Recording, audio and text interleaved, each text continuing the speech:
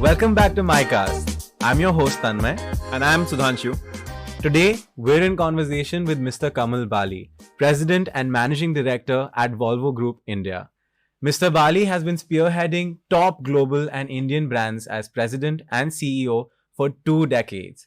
And since 2014, he is the President and Managing Director of Volvo Group, India, headquartered in Bangalore.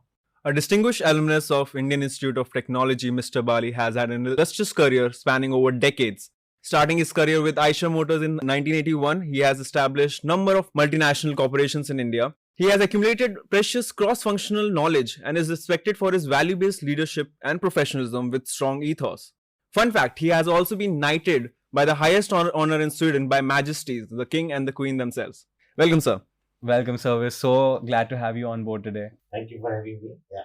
Long and illustrious careers are usually bolstered and supported by a wealth of anecdotes and experience of decades. We've just gone through, your career path, and it's immensely inspiring. And today you stand at the summit of your industry. So could you tell us a little bit about how you got here? What is your story? Yeah. First of all, thank you very much for having me at MICA Studio here. Pleasure to be here with you guys. I mean, it's very energizing to see the youngsters and doing so well. Bodes well for the future of India. Coming to my own career, I think I've had 40 plus years in the industry. Very grateful that I was probably born at the right time. I was there at the right time, at the right place, in the right organizations. I started with my career with a great company called Eicher. Build it up over a period of time. And then, of course, the last almost 10 years, I'm spearheading the Volvo Group in India. So I think the journey has been quite exciting. As you rightly said, 40 years of ups and downs and challenges and opportunities. So I've seen all of them. I have learned from my mistakes. I've learned from so many other people around me. So there were so many role models around me who I followed and did. But I think to pinpoint a couple of things very, very quickly to say what brought me here is, I think, number one, I think the fact that I was there at the right place at the right time. I think that is one. Second, I would say I never settled in my comfort zone. So I've changed about 5 jobs, working on an average about 7 to 8 or 10 years with the company. So whenever I was at my high, doing very, very well, I looked at a more challenging role. I always up the ante, as and when I was growing well. I thought if I can deliver more in a different role in the same organization or in a new company, I did that. So I think very important not to settle down in your comfort zone. Because why I say that? Because when you don't settle down in your comfort zone and go to new terrains which you do not know about much, what happens is you start innovating because you have not tread that path earlier. So therefore, you will learn to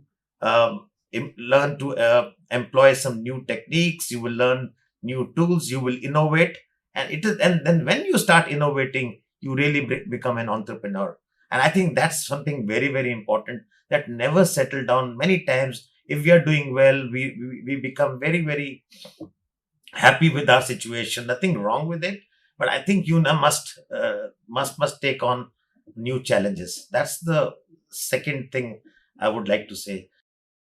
Yeah. So first of all, sir, we are grateful for having this conversation in person. And you've been in the industry for a very long time, and you have seen the industry evolve over time. So you have developed this astute business lens, and with that lens, we want to know your view on this larger socio-economic trends that one should look out for in this increasingly cluttered world. We are at the cusp of a very major socio-economic transformation which is going through in the world, and India can be one of the beneficiaries of this transformation, because the starting line is going to be similar for every nation, for every country in the world, every jurisdiction in the world. But a few things, there's some shifts which are happening which we really need to take cognizance of. I think the first shift which I personally believe is uncertainty has become the new normal. So What do I mean by that? What I mean is that this pandemic was not the first and will not be the last. There'll be many more other challenges which will come. How do you stay, despite that, how do you stay ahead of the curve? How do you still succeed and do well in spite of challenges like the pandemic, which India has shown? India has done very, very well in managing the pandemic, other than some unfortunate deaths which happened, which is very, very unfortunate. India, by and large, has done very, very well. So I think so. The learning is that we need to be prepared for uncertainty. And how do you prepare yourself for uncertainty? I think only two things. One is agility and adaptability. So I think we need to be agile. We need to be adaptable in our nature, in our ways of working. That's something very, very important, which I would like to tell all my young generation students and colleagues, boys and girls here, that yes, we must really build ourselves. In my time, I was taught when I was studying that whatever you do, build to last. So that is changing. You don't have to build to last. You have to build to adapt. So build everything that is adaptable to the changes which are happening, because the pace of change is very, very quick. So that's the first shift which I see is very, very important. The second shift is embracing holistic sustainability, or ESG, what some people call it. Now, sustainability as a term used to be a lip service in the past. Typically people will talk about sustainability. This will be more on PowerPoint presentations and other things. But today, sustainability is becoming a real thing. When I say sustainability, what do I mean? I mean three or four things when I say holistic sustainability. Number one, whatever you do has to be economically viable, which means more bang for the buck. If you put in X amount of money, you should get an output which is several times more. More bang for the buck. So it has to be economically viable. That's the first requirement. Second requirement is whatever you do has to be environmentally friendly. You can't leave carbon footprint behind. You can't do those things. You will not. You may have the best product in the world.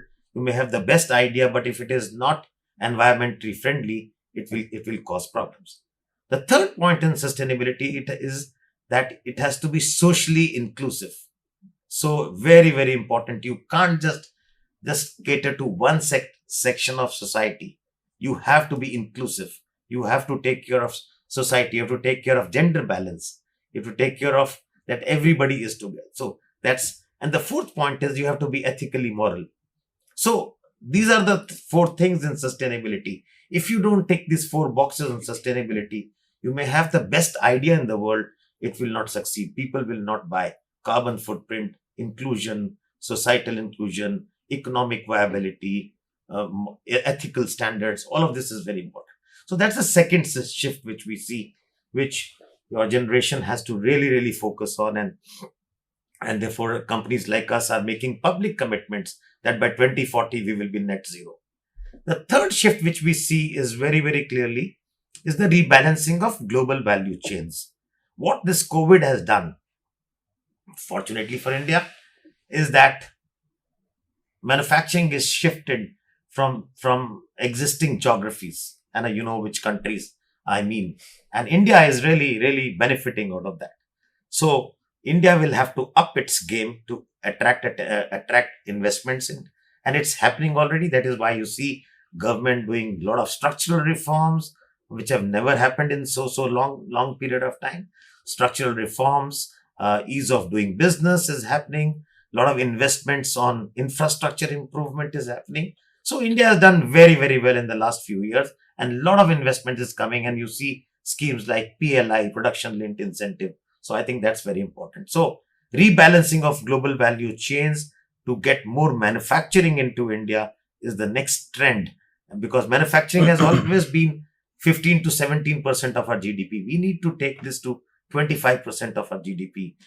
Very, very important, because if you look at all major economies, it's manufacturing which has anchored the economy. For many, many years, whether it is Germany, whether it is China, whether it is Korea, but we have jumped from agriculture to services directly, big time. So in between, the manufacturing layer has not moved as well. So I think this is our opportunity, because manufacturing, why I say manufacturing, not because I come from manufacturing, because manufacturing has a multiplier effect on economy. So one job in manufacturing will create 3 jobs or 6 jobs in services. So it's very, very important for us. So that's the third shift, which we see. The fourth shift which we see is accelerated innovation. Very important. And this is where startups will come into play big time. So, I mean, large companies take longer time to innovate because they are they're slightly unwieldy. So the startup ecosystem, that's why startups can work along with larger companies. They can take on those challenges, the hackathons and the challenges which come around. So I think that's very important. And why I say accelerated innovation, because today to innovate is much easier, relatively much easier, and much faster, because today you have objective insights. During my time, during my heydays, we used to have intuitive management. We say, oh, customer, I guess he wants this. Today, you know very, very clearly, you have very, very clear insights into what the customer wants. So it's easy to really, once you have objective insights, you can develop good ideas. Second, the ideas which you develop are easy to implement today, because there is enough finance available for ideas. If the idea is good, finance is not an issue in India, even in India. Okay. The third is that the time taken from ideation to actual implementation is much faster, much, much lesser. So I think so accelerated innovation is going to be the key, and we need to innovate to solve a lot of problems, the national problems, the societal problems. And if we can solve those problems, I think you can monetize those ideas very well. So that's another big trend which is happening. And another trend which I would like to really talk about is that customers don't want products anymore. They want solutions and outcomes. And no one company, no one institution can provide a 360-degree solution. Therefore, the era of collaborations and partnerships will start. So the era of collaborations and partnerships will start, and partnership is going to be the new leadership. Okay. So I think these are some of the trends which I see. I have named 4 or 5 or 6, but there are a couple others, but I just to keep it, I can go on and on, but I think, but these are the trends which I would want the youngsters, the future of this country to really, but I only want to say that all these trends are highly positive for India. It really is advantage India if you look at all these trends. And the good thing is that starting line is same for everyone. So even if we were behind the Western world by 50 odd years, that starting line is not the same. So therefore we can really leapfrog from here. And it's you all, this young India, I mean, which we have lots of hopes and aspirations. And I think you will do. And finally, I think the pride in India. I think we all need to take pride in our country. We may be a chaotic country. We have 1.4 billion people. We may have our own challenges, but I think we should still take pride in lots of goodness which we have. And I think that's the way forward. Beautiful. I think what's really interesting is one of the things you touched upon is innovation and the pace of change in our world now. And, in your industry, especially in the automobile industry, when we take a macro look, we see a number of challenges that you're facing now, right? We see depleting fossil fuels. They're going to run out of fossil fuels after one point. And the need for differentiation between all of these products, a need for rapid innovation, while also, as you said, remaining sustainable and, Right. making sure that there's longevity in what you're doing. There's also regulatory wins and losses with the government going back and forth on a national and a global scale as well. Right. So, considering all of this, what are your views, especially, as a stalwart in the industry, on electric vehicles and the future of the industry? So, I mean, that's a very interesting question. The future of mobility is also is transforming in a very, very big way. So mobility is not going to be what we all have seen in the past. There are many, many shifts taking place there as well. So, but whenever we talk of future of mobility, the whole discussion gets overshadowed by electric vehicles. Electric vehicles is one part of the transformation which is happening, and this is a very important part. So which means we have to prepare for greater mobility, not lesser mobility. Many times we tend to think that with the virtual world, everything can be done, but the need for mobility will only grow. Okay. Cargo has to move, people have to move, food has to move, everything has to, okay, all that is going to happen. So, what are the things? First is that we don't want fossil fuels, right? So, that is a shift which is happening. That will happen through electric vehicles. That will happen through three things. One is electric vehicles, which will take care of many for two wheelers, cars, and others. There will also be hydrogen fuel cells, which will be for large vehicles, heavy vehicles, trucks, and all. That could be the preferred route. And then there will also be non-fossil fuel IC engines, the same engines which you use today, with using a non-fossil fuel. Okay, which is, it could be DME, it could be methanol, it could be some clean gases, LNG or others from clean sources. So that is the first shift which you will see. The second shift which you will see is automation of the mobility system. So how do you really improve? How do you really look at the entire value chain of, and how do you look at public transport? How do you shift people from everybody driving their own personal cars and congesting the cities? How do you make them move by more public transport? So whether it is metros, whether it is shared ride, all this thing is going to become a thing. Then of course, more is then of course there is connectivity. There are going to be safe zones. And there could be silent vehicles which could get into the malls directly. So you will see a huge amount of shift and turnaround in this industry. So this industry is really in for very, very major shift, with energy requirements, with energy coming from clean sources, renewable energy, whether it is solar or wind. So I think a huge shift is set to really transform the industry of mobility. And it's not only the battery electric vehicles, not only the hydrogen fuel cells, it's the entire ecosystem of mobility which is going to see a change.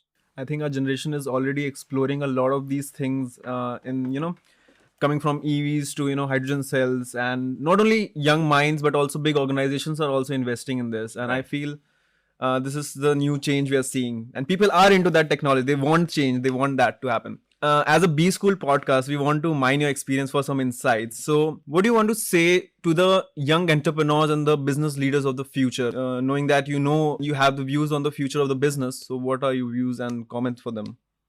Yeah, I think, first of all, I'm very optimistic about the future of this country, of our country. And that is based on a very good, I would say, a very stable political leadership currently, which is taking a lot of structural reforms and building infrastructure for the future, which was lacking for a long time.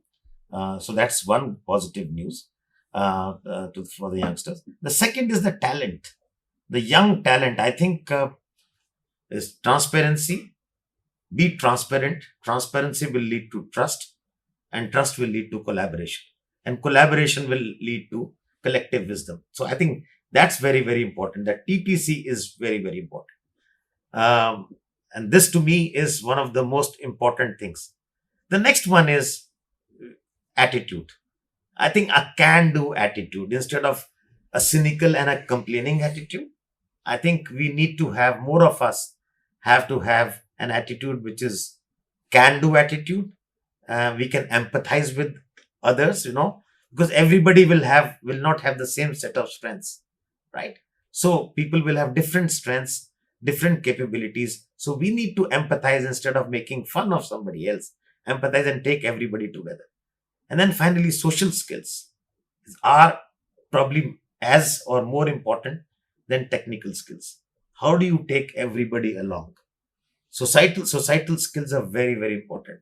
Positive attitude, collaboration, taking everybody along, empathy for others, right? And ensuring that we are very inclusive and diverse in our. So I am sure we all have a lot to contribute to that, and you should all look at you should envision India at 2047. Which is the next 25 years, which is your golden period. And I think you all should take that golden period and take the bull by the horn and take India to a new level. That was completely inspiring. I think I can speak on behalf of everyone my age when I say that was, it almost gave me goosebumps. It was very inspiring.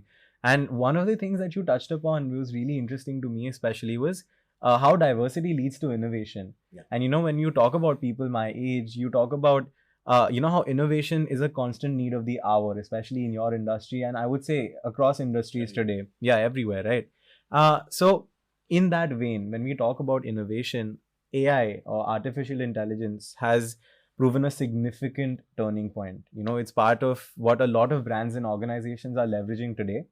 But on the other hand of that same spectrum of argument, you talk about the human touch and the irreplaceability of that human touch. So when we're talking about this spectrum, right, what role has AI played in ensuring that your organization remains competitive in the global market? Yeah. AI will help you to identify, uh, to do a lot of data mining and convert that data to make some sense, to make some useful sense, so to say. And I said it can actually get individualized solutions for the customer or for the consumer, instead of looking at a solution for a segment of customers. And that's the major shift what AI can bring. That we as marketeers always looked at a segment. Oh, let me do this for this segment. This product is for this segment. And now today, what with the help of AI and other emerging technology tools, you can actually individualize the solution, because you can tweak the software, you can do the algorithms in a way as the customer wants. You have all the patterns, but the key is data, useful data, sensible data, and convergence of that data. So that is something which we are doing. And as I said in the morning, again, that this is the way companies like Volvo are going to use some of the learnings and that from the technology to provide solutions which are customized to the customer, to customers' needs. So I think that's something very, very important, which we see going forward. Technology is going to be a big boon as long as you see it in that light. And I always say one thing: not technology for the sake of technology, because it looks savvy, it looks great. I mean, I think technology should be used because you want to improve certain outcomes. You want to improve, you want to lift people out of poverty. You want to, and not for just luxury. So I think that's something which we should look at everything. Luxury is also equally important, but I think we must tick all those boxes, as I said in the beginning, of having a sustainable and equitable future. Right. And so, do you believe that the human touch still has a place in the automobile industry today? Tremendous. And not only automotive industry, human touch will never die out, will never die down in any sphere of life. Ultimately, in fact, human touch, on the contrary, will become even more important, because a lot of functions will get done by technology, by AI, right? Therefore, the scarcity of, since very few functions will be done by human beings, they will become very, very, very important, and they will become premium. So the human, like for instance, to give you an example, if you're doing your some transaction on the net, right? If you have a problem, then you talk to a person. If the person gives you a good solution, you feel really, really happy. I mean, if he or she solves a problem in a good way, so you feel really happy about it. So I think those elements will remain. Some of the things only human beings will be able to do. Despite all the technology, there are some functions which will always be done by human beings. So those will not change. So it's and ultimately, who's managing the technology is the human beings, is the people. Of course, today people say that AI can write the codes, AI can write emails on your behalf, but it is not the same. It can do some part of the job. There'll be certain things which human will do. So humans will move up the value chain. Okay, that's important, and that is very, very critical, and that is the important point I want to make. It's not a zero-sum game. It's not that the jobs are getting lost. No, the jobs will not get lost. New jobs will get created. The only challenge is we have to upskill our people. Humans will have to do different sort of jobs than they were doing today. So they will move up the value chain and they will bring more value to the system. Yeah, I think Henry Ford was the one who said that the customer really never knows what they need until it's given to them, right? So, Absolutely. Also, like Sir said, uncertainty is the only change that will not happen. It will always be there. So yeah. yeah. Beautiful. I think on behalf of the entire MICAST team, I'd like to give you a huge vote of gratitude for agreeing to appear on our podcast and giving all of these amazing insights to our audience. Thank you so much for your time. Pleasure being with you.